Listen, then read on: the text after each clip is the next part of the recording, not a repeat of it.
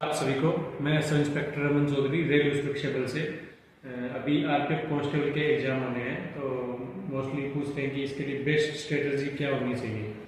तो आपके लिए बेस्ट बुक मैंने पिछले वीडियो में बताई थी कि मैथ रीजनिंग और जीके इसमें 3 सब्जेक्ट रहते हैं। तो आप मैथ के लिए किरण की बुक आती है वो पढ़ लीजिए। उसके अलावा एक बुक और बताई थी और जीके के लिए यूसेट की बुक आती है। उसके अलावा स्टैटिक जीके आपको अलग से पढ़ना पड़ेगा, करंट आपको अलग से पढ़ना पड़ेगा। उसके अलावा रीजनिंग के लिए किरण की एक मैंने बुक बताई थी, उसका प्रैक्टिस सेट। बेस्ट ये है कि आप ज़्यादा से ज़्यादा टाइम अभी पढ़ाई को दीजिए क्योंकि एग्जाम इसके भी फरवरी या मार्च में हो जाने हैं। तो आपके लिए जो बेस्ट है कि आप ज़्यादा से ज़्यादा मॉक टेस्ट निकालिए। कई बार क्या होता है कि आपने बहुत सारा पढ़ लिया, मतलब आपने खूब पढ़ लिया, सारी किताबें पढ़ ली, ये पढ़ लिया, बट अब जब आप टेस्ट देने जाते हो तब आप उतने अटेम्प्ट नहीं कर पाते हो। तो उसमें क्या रहता है कि जो आपके माइंड में एग्जाम का जो फियर बना रहता है वो हट जाएगा।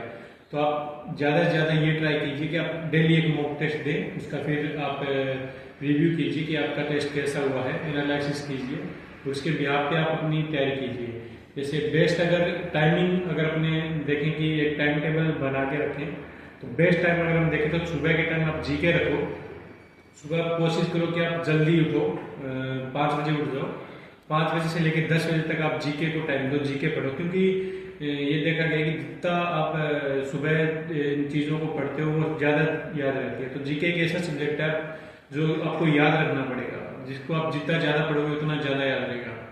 उसके बाद आप मैथ रीजनिंग पे आ जाओ और जो मॉक टेस्ट का टाइम हो वो शाम का टाइम रखो। एक शाम का रखो, एक दिन शाम को करो, एक दिन में कर लो। एक दिन जैसे शाम को आपने 4 बजे की समथिंग लगा लिया एक टेस्ट, 4 से 5 के बीच, और फिर एक सुबह में लगा लिया 8 बजे की समथिंग, 8 से मतलब 10 बजे के बीच कभी भी।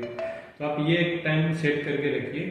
सुबह आप उठ के जीके पढ़िए, दिन में आप मैथ रीजनिंग दोनों में से कुछ भी करिए, और शाम को आप टेस्ट निकाल के रीजनिंग कीजिए। रीजनिंग मेरा मानना है कि आप अगर 70 के सुना रहे हैं मैथ रीजनिंग के तो इसमें से आपके कम से कम 67 प्लस नंबर आने चाहिए, तभी आप सिलेक्शन ले पाओगे।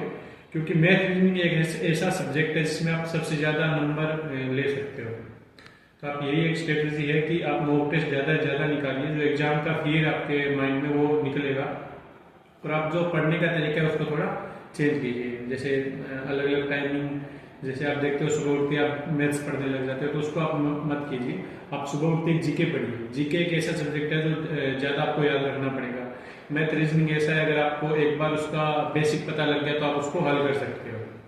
ठीक है, तो ये चीज़ है। आप सभी के लिए बेस्ट ऑफ लक एग्जाम में।